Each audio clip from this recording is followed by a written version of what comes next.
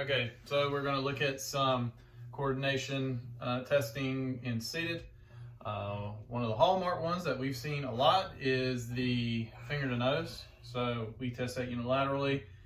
We'll have the patient stick out his arm at 90 degrees, bend at the elbow, touch your nose, back out, in and back out.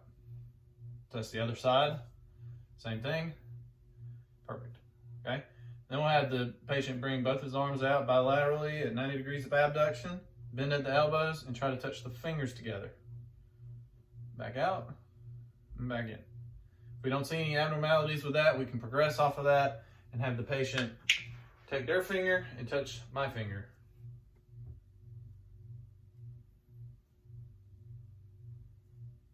Perfect. Now I want you to touch your nose and then touch my finger. Sorry. All right, and that would be patient's finger to therapist's nose. Patient's nose, therapist's finger. What we're looking with that is for smoothness of the motions. We're looking for accurate touching and no overshooting. We're looking for the pronation when we're going out and then supination to come back in. Another test that we can use dealing with pronation and supination is having the patient bend their elbows at 90 degrees and palms down, palms up, palms down. Now do that continuously, speed it up as fast as you can. If you see any abnormal movements where they can't keep the two motions mirrored, then that could be a sign of a neurological impairment. Another test that we can do, and I'm gonna have to set this camera up. Josh, I'll have you stand over here. We gotta be mindful of the ceiling fan that we've got going on.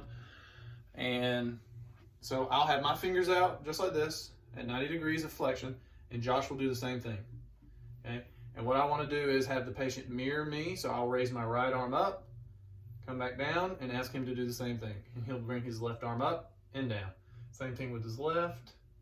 Watch the ceiling fan. Good. Ooh, that was close. All right, and then for the sake of the ceiling fan, I could raise both of my arms up, and he could do the same thing. Same thing, we're looking for smoothness of movement, no overshooting, and just abnormal movements.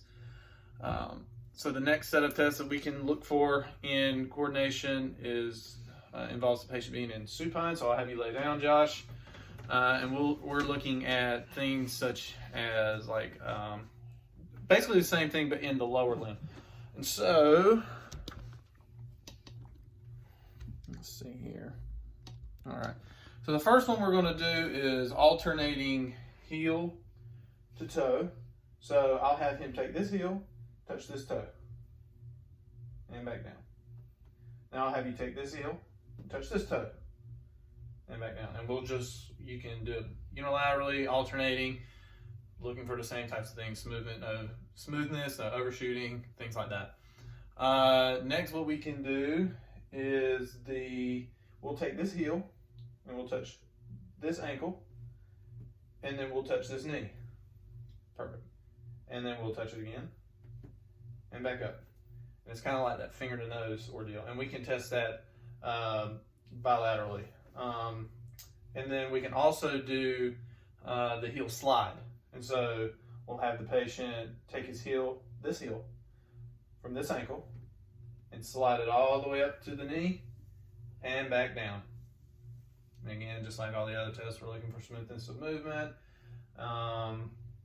Finally, what we can do is have the patient take their toe, so bring this leg out, take this toe and touch my finger. Okay.